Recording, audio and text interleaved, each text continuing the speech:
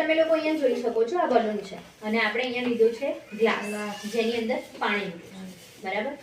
હવે આપણે એવું કરવાનું છે કે આ બલૂનને ગ્લાસની ઉપર એ રીતે એસ્ટાબ્લિશ કરીશું કે આપણે ગ્લાસ આ બોટલ આ પાણી આખું ઊંધું થઈ જશે પણ પાણી નીચે ઢળશે નહીં, બરાબર. તમે લોકો જુઓ છો આ બલૂન છે, એને હું આની ઉપર સેટ કરું, ઓકે. અને હું આને ધીમેથી આ રીતે સેટ કરું, ઓકે.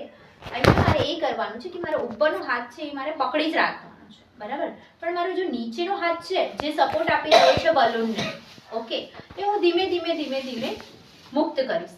અને એ જોવાનું છે કે આ ગ્લાસના સપોર્ટથી શું બલૂન ત્યાં ઓટોમેટિકલી રહે છે કે નથી રહેતો, બરાબર છે. તો તમે જોઈ શકો છો કે આ હાથને હું ધીમે ધીમે મુક્ત કરું છું, ઓકે. અને અહીંયા મેં મારો હાથ મુક્ત કરી દીધો છે અને આ છે પાણી, એક પણ બૂંદ પણ નીચે આવ્યું નથી, તમે જોઈ શકો છો, ઓકે. અને આ પાણીના સપોર્ટથી આ બલૂન રહી ગયો છે, તમે જોઈ શકો છો, ઓકે. અને આ થિયરમ શું છે એ તમને જણાવશે વિનીત. આનું કારણ છે પાણીનું પૃષ્ઠતાણ, જેને સરફેસ ટેન્શન કહેવાય છે. પાણીના અણુઓ છે એ થોડાક ડિસ્ટન્સ સુધી કોઈ પણ પદાર્થ એની સાથે ચોંટી જાય તો એને ખેંચી રાખી શકે છે.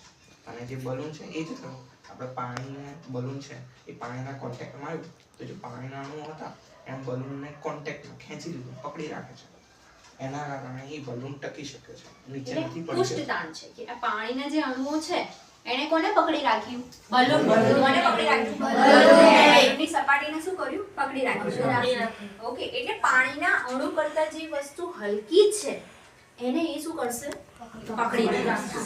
ખબર પડી? હવે તમે એવું કહો કે આની નીચે ટીચર કોઈ ભારે વસ્તુ બતાવો જકડીને, તો નહીં થાય, એ પોસિબલ નથી. આટલા પાણીના અણુ આટલી વસ્તુને જકડી રાખી શકે છે, ખબર પડી? તો આ પૃષ્ઠતાણનો નિયમ કહેવાય છે. કયો નિયમ કહેવાય છે?